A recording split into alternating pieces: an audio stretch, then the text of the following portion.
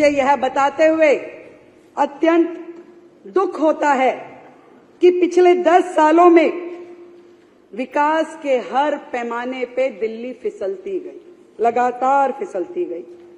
जर्जर सड़कें, दूषित यमुना, सीवर ओवरफ्लो, स्वास्थ्य सुविधाओं की दयनीय स्थिति, वायु प्रदूषण के कारण से ये समझ में आता है कि पिछली सरकार के शासन और नीतियां जो थी उसके कारण से दिल्ली की जनता कितनी त्रस्त रही। पिछली सरकार ने दिल्ली की अर्थव्यवस्था को दीमक की तरह खोखला किया, दीमक की तरह।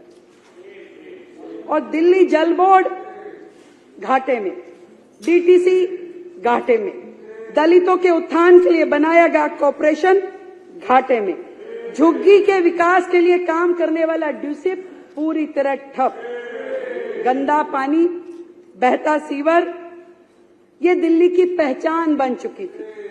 और ऐसे में इस सरकार का हमारे पास आना और इसको चलाना किसी चैलेंज से कम नहीं है सर, किसी चैलेंज से कम नहीं है।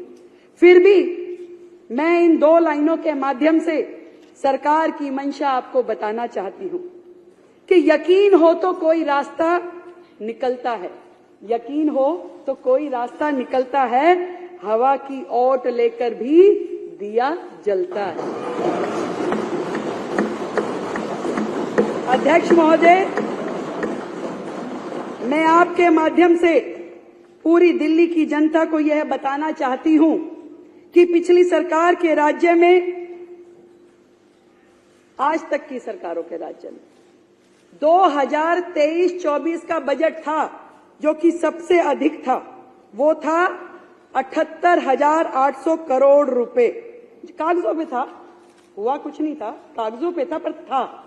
पहली बार दिल्ली के इतिहास में ऐसा हुआ कि जब 2024-25 का बजट आया तो वो घट करके 2800 करोड़ रुपए घट करके मात्र 76,000 करोड़ रह गया, जो किसी भी राज्य के इतिहास में, दिल्ली के इतिहास में सबसे बुरी स्थिति थी, घट करके 76,000 करोड़। परंतु बड़े गर्व के साथ मैं आज इस सदन के समक्ष बताना चाहती हूं कि इस बार का दिल्ली सरकार का बजट ऐतिहासिक है। 1 लाख करोड़ रुपए का प्रस्तावित किया गया है, 1 लाख करोड़ रुपए का बजट प्रस्तावित किया गया है, 1 लाख करोड़ रुपए का बजट।